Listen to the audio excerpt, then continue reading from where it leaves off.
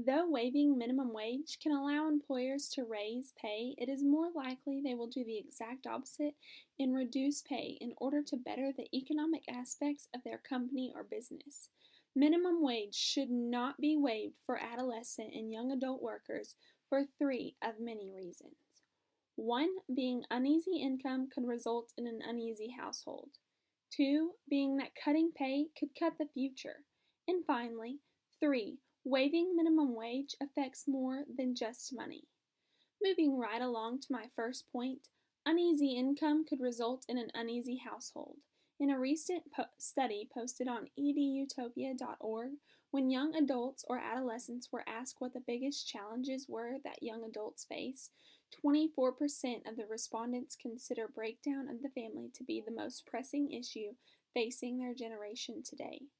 Family breakdown often leads to teens of either gender getting a full-time job to fulfill or support what the lacking family member would contribute.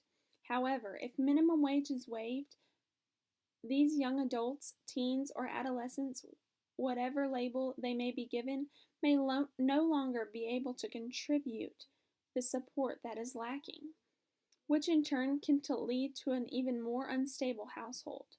According to the Urban Institute's senior research associate Heather Sandstrom, family income is one of the 5 areas of instability, which leads me to my second point for not waiving minimum wage for adolescent or young adult workers. Cutting pay could cut the future. Many adolescents attain jobs to secure a future. According to the United States Bureau of Labor Statistics, nationwide, the unemployment rate for teens 16 to 19 years old is 25.1%.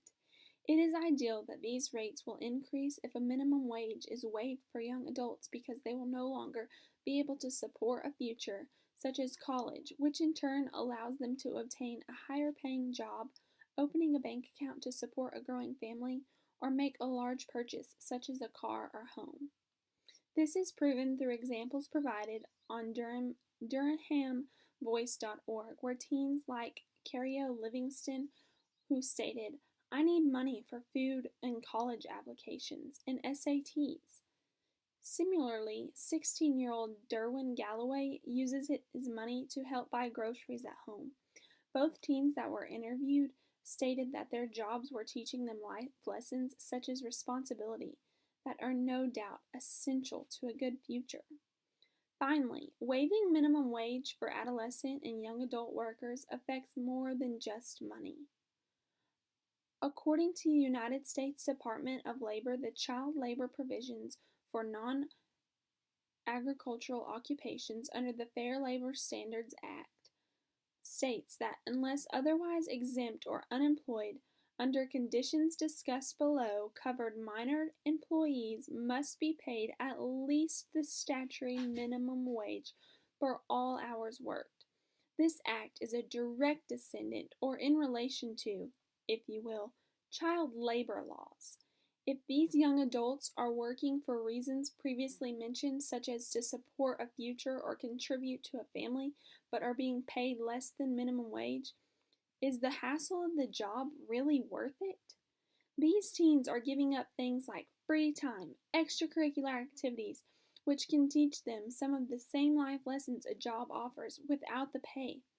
However, waiving minimum wage allows them to be paid little to nothing anyways. So it raises the question, what's the point in working for nothing? Therefore, tooling with minimum wage would challenge laws and acts that have already been put into place and abided by for a long period of time with no issues, thus causing the issue of waiving minimum wage for adolescents or young adults to no longer be just an economical issue, but a political issue as well. So, to conclude, minimum wage should not be waived for adolescent and young adults due to the in-home troubles it could cause, the damage it threatens on a healthy future, and the political issues it could raise. The easiest ways for one to relate and understand is to put themselves in the shoes of one whose every penny of minimum wage is used for something as valuable as the food they eat or the water they drink. Granted, lots of situations aren't that extreme, but if that were the case, it's not like one can simply give up water. Thank you.